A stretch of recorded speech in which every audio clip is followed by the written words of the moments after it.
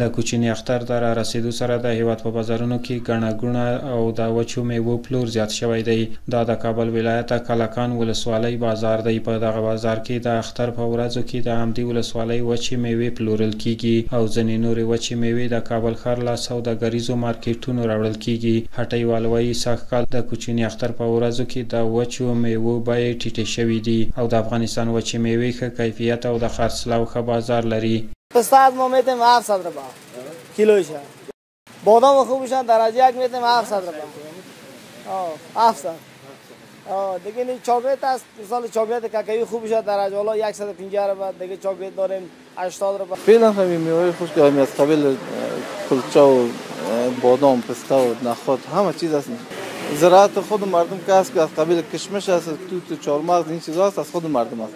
و دیگه باقی مانده و بادام پسته چیز است ما که از منده کابل خریداری میکنیم. اون سال خوب است نسبت به سال قبل خوب است.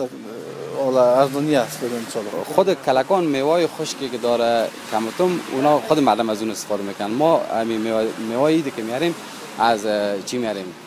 از مندوی کابل. ورته مهال د وچو میوو د صادرونکو د ټولنې مسؤلین وایي د وچو میوو بیې تر ډیره راټیټې شوي دي. هغوی له هیوادوالو غوښتنه کوي چې د خپل هیواد له وچو میوو د ګټه واخلي ځکه د افغانستان وچې میوې ښه کیفیت لري. الحمدلله شکر به یک جای خوشخبری است که امسال ریاست اتحادیه میوه خشک کابل سر قیمت‌های میوه خشک بسیار کار کردن. اتحادیه ما که تحت امی سراهایی که مثال 11 یا 12 مارکت‌هایی که میوه خشک پرچون فروش دارن انشالله در قیمت‌ها بسیار کنترل شد. به کیفیتش به خاطر کیفیتش که هر سال یا چند سالهای پیش که از نوع سلفر و چیزا کار گرفته میشد، کشمش‌های رنگه بود، بسیار کوشش شد از طرف اتحادیه ابلاغیه شد، کنترل شد، مارکت‌ها نرخ‌هایش هم خوب است، کیفیت مال هم امسال بسیار خوب شد. د کلکان ولسوالۍ مسؤلین وایي چې په هیواد کې د سرتاسري امن له ټینګښت سره ولسونه په ارامه او سوکاله توګه ژوند کوي او د اخترونو خوښۍ او نورې د ژوند چارې په ښه توګه سرته رسوي. د 2 ورځې کې موږ لاړو ټول بازار هم کنټرول کړ او هغه کوم شیان چې تاریخ تیر شوی هغه هم راټول کړل او هغه کوم نرخ چې د کابل ښار د ښاروالۍ لخوا ورکړل شوی د په نرخ باندې تاکید وکړ. نو په دې راسته کې موږ بندګي کوشش پوره کړی دا ورته متوجي موږ پوره هلې ځلې کړي دي چې ولس دغه اختر په ډیر ښه او د امن او د ورورولۍ په فضا کې تیر کړي.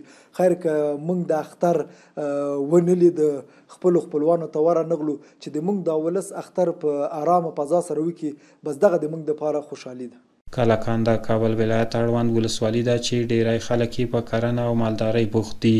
په دغه ولسوالۍ کې د انګورو سمسور باغونه شتون لري چې محصولات یې د هیواد بیلابیلو ولایتونو او همدارنګه نړیوالو بازارونو ته صادریږي.